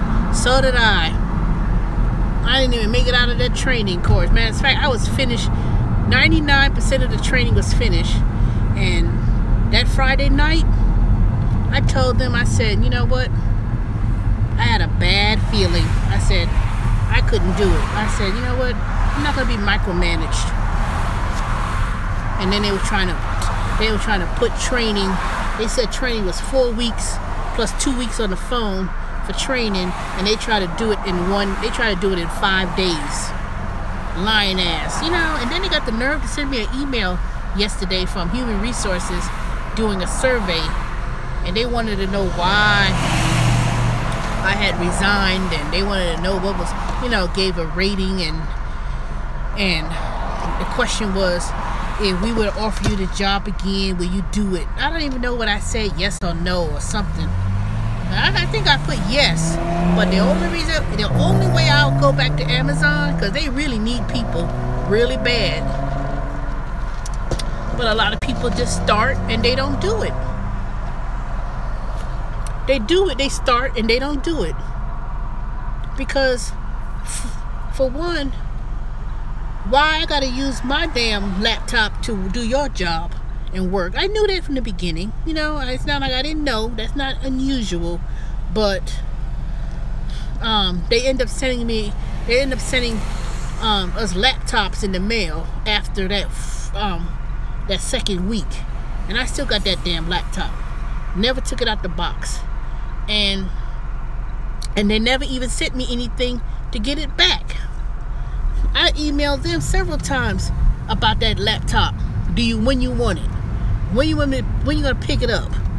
You know, send a courier over there to sign for it that they picked it up. That way they don't try to say I kept it or stole it. They still didn't send me anything about it. So I'm gonna keep it until they ask for it. But I'm not gonna keep begging you for your please take it back. Please take the laptop back.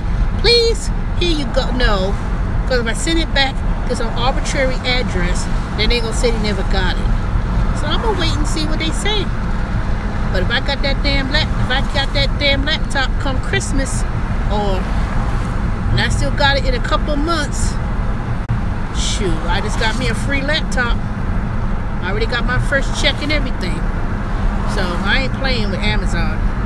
But they asked me, they wanted to know why. I said, you're not gonna just do some half-ass training in 5 days and just throw you on the phone and that's it. You know, I'm like, And like I told that manager, I said, you know what? For $10 an hour, I'm not gonna be micromanaged. I'm not gonna be micromanaged. And then I wasn't even making, I mean, to be honest with you, at $10 an hour from 5 p.m. to 2 a.m. in the morning, I was losing money because I couldn't work Instacart during the evening. I couldn't do Uber or nothing like that. So I was actually making more money doing Instacart in the evenings than for me to, you know, try to work during the day or in the evening time. I wasn't making, you know, it wasn't making any sense. You know, it just wasn't making sense. But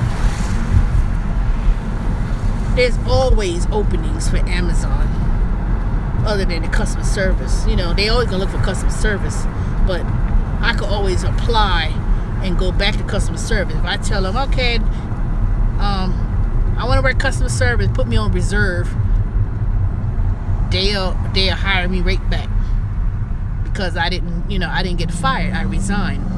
So since I already took most of the courses, they probably they'll bring you back. But I'm not wasting my time with them. I don't want to do it. I didn't like the way they did that. I didn't like the way they did that at all. I think that was wrong. You can't sit up in here and say Tuesday you want to put up, download all the systems on your laptop. Wednesday, is new hire orientation, and then Thursday, Friday, Saturday, you go ahead and do the heart of the training, and then come Wednesday the following week. No, they wanted me to be on the phone. I started that Tuesday. They wanted people on the phone that following the end of the week. Started on a Tuesday, they wanted you to be on the phone on Saturday. I said, who the hell does that? And then if you wasn't ready to take phone calls that Saturday, then they wanted you to be on the phone the following Wednesday. 1 week later, and the modules was nowhere close to a week. They claimed that people were finished. I said, who? Because ain't no way they finished all that training. And the only way you could have finished it if you was clicking, click, and just clicking just to be clicking. And then everything was a quiz. Everything was a survey. Survey had nothing to do with nothing. I'm like, why are they giving us these little 30-minute surveys every day about something? Then taking the quiz on top of that. And then when you take it, if you got one question wrong, you have to keep doing that test over and over again. And it wasn't like it was the same order of the questions. Everything was jumbled up. I mean, it was a bunch of bullshit. It was a bunch of bullshit, and it was the most worst type of training ever. And like I told that manager, he told me to call him, and he was like, whoa, wait a minute. Why are you getting all like that? I said, because first of all, you're not going to call me on the phone in my own house, badgering to me about some training. And I told him, I said, I worked for the federal government over 10.5 years. Trust me, I am not going to be micromanaged. When I finish is when I finish. And if you don't like whatever, if you don't like it, then I could quit right now. No, you ain't got to do that. Just try to finish. Do the best you can. Well, how many more days you think you need? I said Friday. And every day came by. When Friday came, Friday night come, and they was like, oh, we see that you're 90% finished. And by the time midnight, 1 o'clock, 1:30, 2 o'clock a.m. came, I told them I resigned. I said, I don't like being micromanaged. I said, I don't like the way how I was spoken to when I said that your level of training is inadequate. And I said that I am not going to be thrown to do some kind of training and get on the phone for your sake. Just getting on the phone. I said, I'm not getting on the phone just for the sake of getting on the phone, because y'all need people to answer these phone calls. I said, thank you for the opportunity. And I said, at this time, I'm not going to waste my time. And this is a waste of my time. And I said it just like that. Sure did. I said, y'all are not going to waste my time. I said, for $10 an hour? No. I could drive people and feel comfortable doing that than sitting there doing this. I said, I could do the dang grocery shopping and make the same amount of money, if not more. And that's exactly what I did. I can make the same amount. I can make more money than what I was doing at Amazon. And y'all ain't giving no benefits to. And y'all only telling me this is only seasonal for 7 months, and maybe you go permanent after 7-8 months. No, you ain't using me to be on no phone. In my own home, stressed out, trying to figure out what to do. I mean, that's what they were doing. Half-ass training. I'm thinking I'm being trained for 4 weeks, and then 2 weeks is training on the phone. They talking about 5 days. We need to change it, and we need to work. Nope. Hell no. Now you gonna send me an email, want to know why I resigned, and will you come back? Only way I'll come back, y'all gonna have to change your terms and conditions, because see, now they're gonna need people. They're gonna need to hire people to answer those phone calls, especially when they do this little merger thing with Whole Food, and they possibly thinking about expanding. See, they expanding their platforms so much, but they don't got enough people to do it. And let me tell you, they may be good when it comes about customers. Amazon is good for that. When it comes to customers, they on top of it. They believe that, customer centric. They try to be employee centric and making sure that they really value the employees, but they used to be shit. They used to treat their employees horribly at Amazon back in the day. I heard they probably still do, but it used to be really bad. They used to have it where you worked in that warehouse, you had to do so many boxes per hour, and it was a mess. They got sued big time for the terrible working conditions. They had to change, they had to change. And then now, those Whole Food employees, I overheard someone say today, they was like, well, what do you think about Amazon taking over Whole Food? One lady was like, ooh, it's great. It's wonderful. I'm happy. Man, she just don't know. They about to go in there. Your job is about to be eliminated by some computers. Amazon is going to replace all of those cashiers from Whole Food with computers. People's going to go to Whole Food. They're going to be able to pay for their items on the app. They're going to go to Whole Food, pick up the item from the shelf, and scan it, and walk out the door, and you don't have to have no cashiers. None. They already doing that in California at one of their test stores or whatever. They plan on doing that with the Whole Food. And they sitting there talking about, ooh, it's wonderful, it's great. Your job's about to be damn eliminated. And it was an old lady too. And that damn Whole Food people, they so fucking rude. It's ridiculous. I'm sitting here waiting to be tagged out, checked out with the groceries I had to do today with the Whole Food, and then she sit up here chit-chatting with must be the friend or neighbor friend, some young girl and her little girl, and she was like, "Hey, how you doing?" And the little girl all behind the counter, all behind to the register, you know.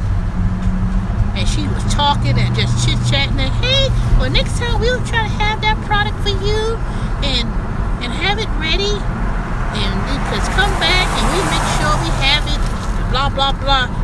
All of that must have been about 5, 6, 7 minutes. Then when she finally left, and I'm standing there with all the groceries on the belt, waiting, and I didn't say nothing, because see, if I said something, I would say it wrong. Because see, I ain't gonna come up and be like, "Excuse me, but I'm in a rush, hurry up."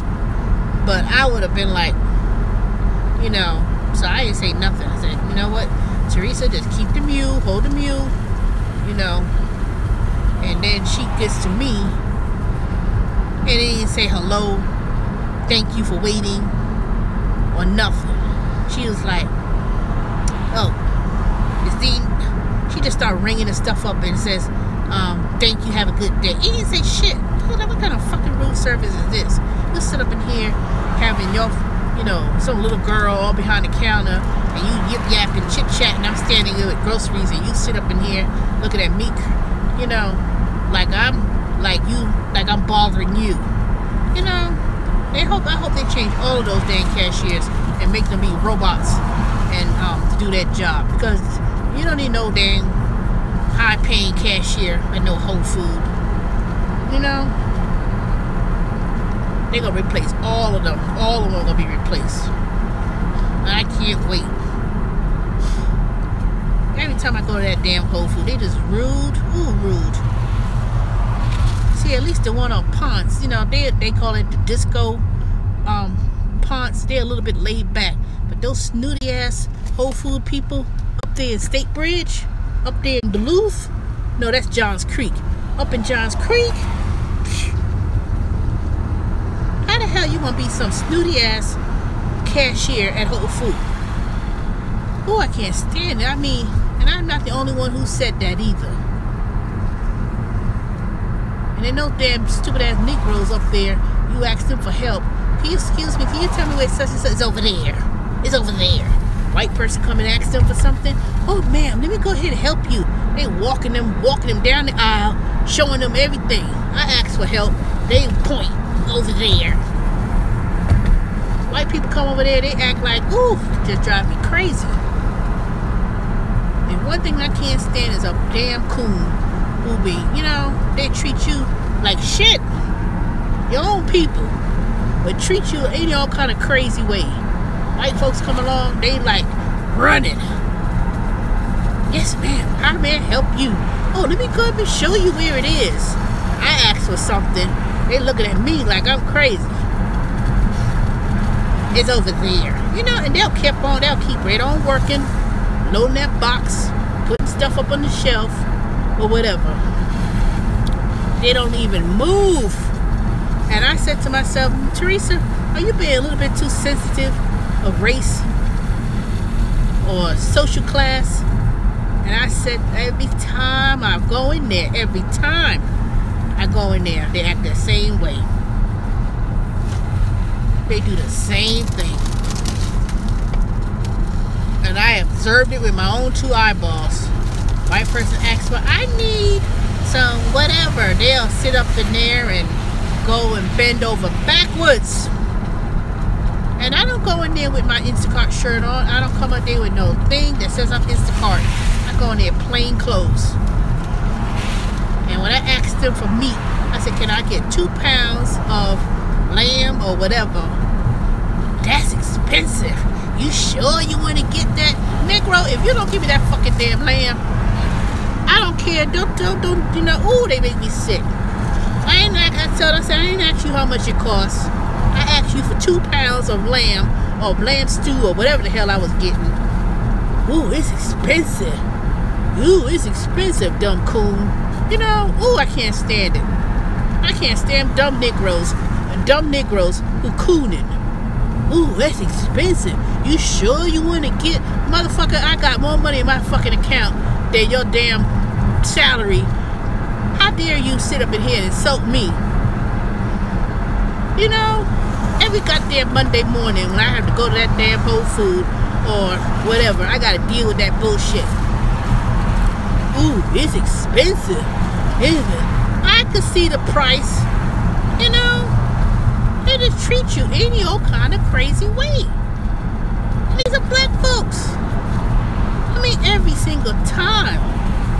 I ain't asked you how much nothing costs. I asked you for a pound and a half or whatever it is that I'm asking for. Ooh, that's expensive. You know, sometimes make you want to punch some people dead in their face.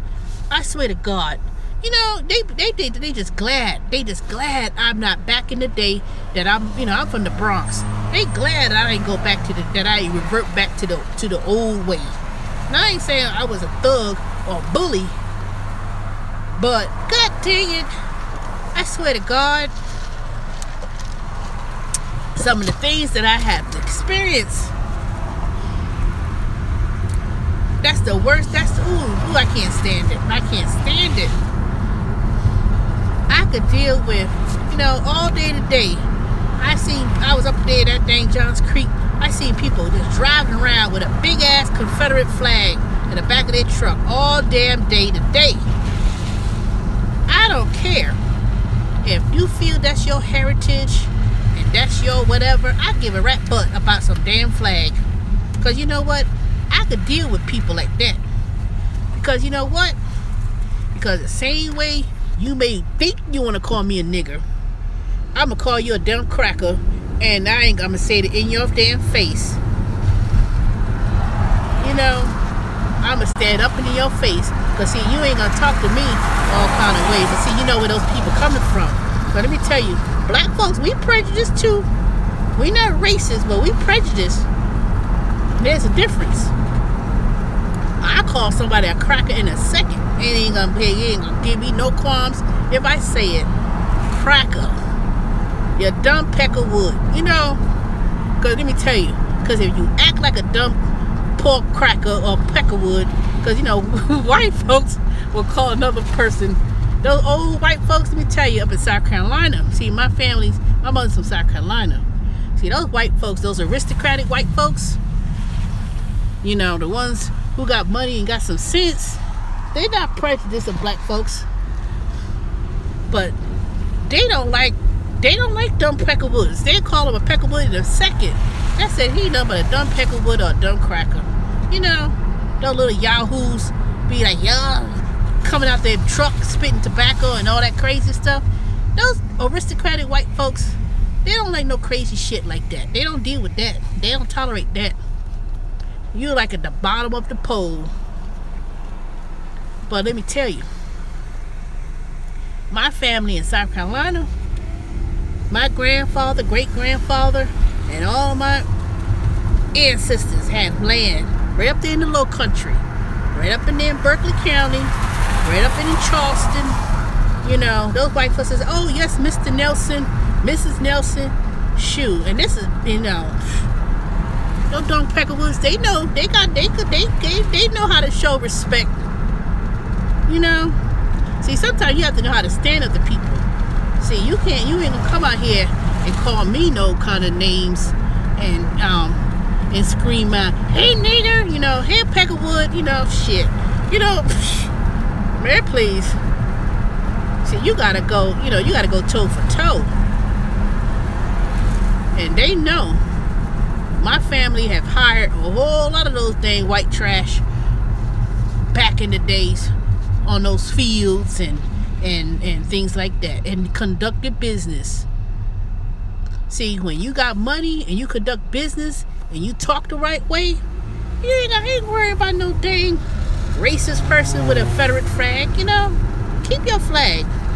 I can't. You think I give a left? You think I give a damn about some dang Confederate flag? Wave it. Who cares? You know, who cares? That's just part of the United States. That's part of the heritage. You know, Everybody focusing on the wrong thing. We don't want the flag in front of this building. We don't want the flag. You know, I live in Stone Mountain. They talk about we need to remove the Confederate soldiers off the mountain. Who the hell you think gonna pay for that shit? I'm not paying that one damn tax nickel in property taxes over some stupid mountain of Confederate carvings on some dang mountain in Stone Mountain. Man, please. You know, we got a whole lot worse things to think about than some stupid Confederate flag and some dang Confederate thing on a mountain. You know, if they want to walk around with a Confederate flag on the back of their truck, so be it. If you want to walk around with a hood on, so be it. It's the United States. They got freedom. But you know what? Also be prepared to get backlash too. As long as you don't bother me, as long as you don't put your hands on me, as long as you know, you can say stuff in my face all day long, because I'm going to say something back to you too. Shoot, I go toe for toe. Toe for toe. See, you have to know how to, that's what we as a people, black folks, we worry about too much. We worry about the wrong shit. Rather than us becoming politically strong and worry about our own economic welfare and building up our own communities and our own businesses. We try to worry about somebody waving a flag. Man, please. Worry about building your business. Worry about building your communities, educating our children, our schools, and our own communities, and become independently, financially well off. And stop begging somebody for a job. Oh, please, let me get a job. Please, let me get a job. Please, please, please. Man, please. You know? Yeah, I would like to get, yes, I would love to get employed with SunTrust. But trust me, that ain't gonna be my, livelihood. That ain't gonna be my all in all, and that's it. You know, I just want to go back to work so I can get some dang benefits, and also be able to use that as a tool to expand my own personal brand of marketing and business. You know, that's why. But I'm not going to beg and plead for nobody for no job. I'm going to apply, be qualified, and not plead and beg for nobody's job. I'm not going to plead and beg for a job. And hell, I'm not going to sit there and no longer settle for less. And that's what these companies want you to do. Uber and all these companies, you know, they ain't paying shit. But I could assure you, all of these places are trying to resort into that 1099 and eliminating, giving people benefits, health insurance. You know, that's why you have to always have multiple streams of income. Always have that. Have that in your back pocket. You know? Now it's raining. Whew. I'm glad I'm almost home. I'll be home in the next 2 minutes. The minute I get around this slow person who act like they can't drive. It's probably been raining all day tomorrow. I wonder if it's raining tomorrow. Alright. I've been talking with y'all for the whole time that I've been on this live.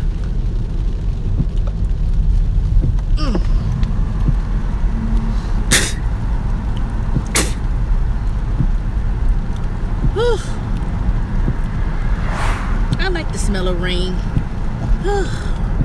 It's what, the first day of summer? Or was yesterday the first day of summer? Ugh.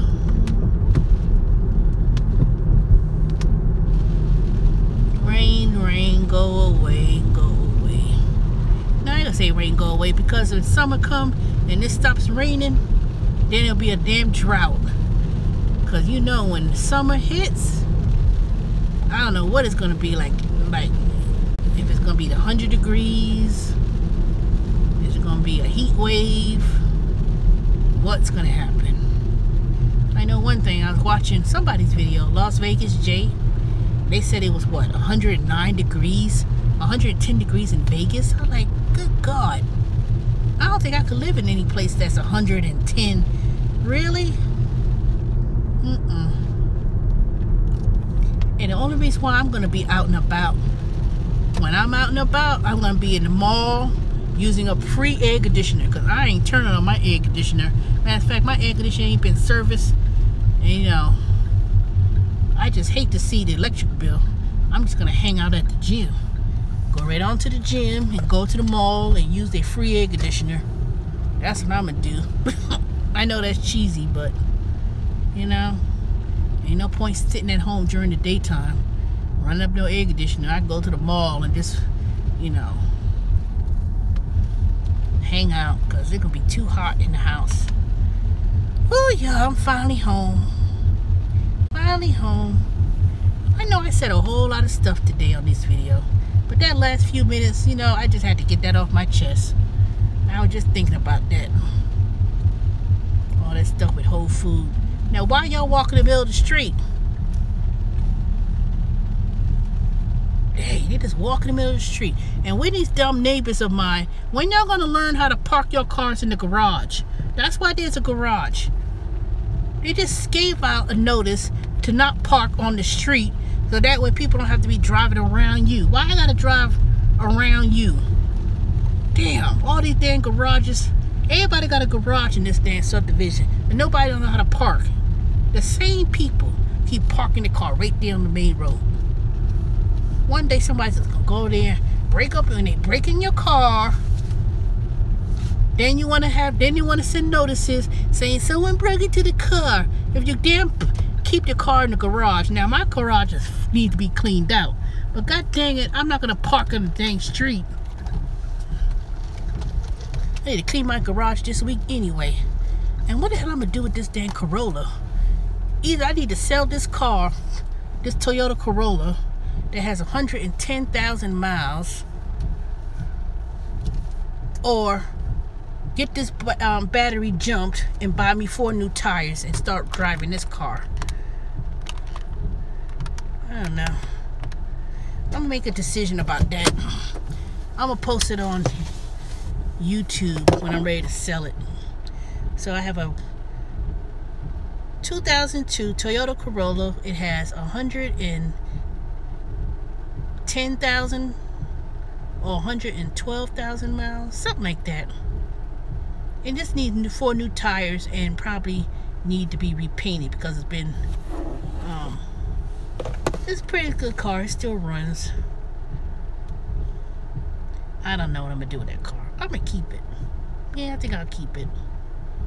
I just need to start the car. I got a brand new battery in it. I haven't jumped the car, and then these little cheap cables I got, it doesn't work, because this car is a 5-cylinder. The cables I got was for a 4-cylinder, and I was wondering, I said, why the hell this car ain't jumping? And I looked at it and I said, oh shoot, I said I got the wrong dang cables and it won't jump the car. Now I gotta call either AAA or somebody that has a strong battery and jump this car. No, I'm gonna keep it. I'm gonna keep it. Corollas never break down. I've seen my car model still driving along the road. Alright y'all, I'm finally home. And for the 5 people, I appreciate y'all for listening to me rant all night long. Alright, I'm going in the house now. I'll talk to y'all tomorrow. And thank you, Stephanie, and all of y'all for subscribing to my channel and listening to me rant and rave all the way home. Alright, y'all have a good night. Talk to you tomorrow.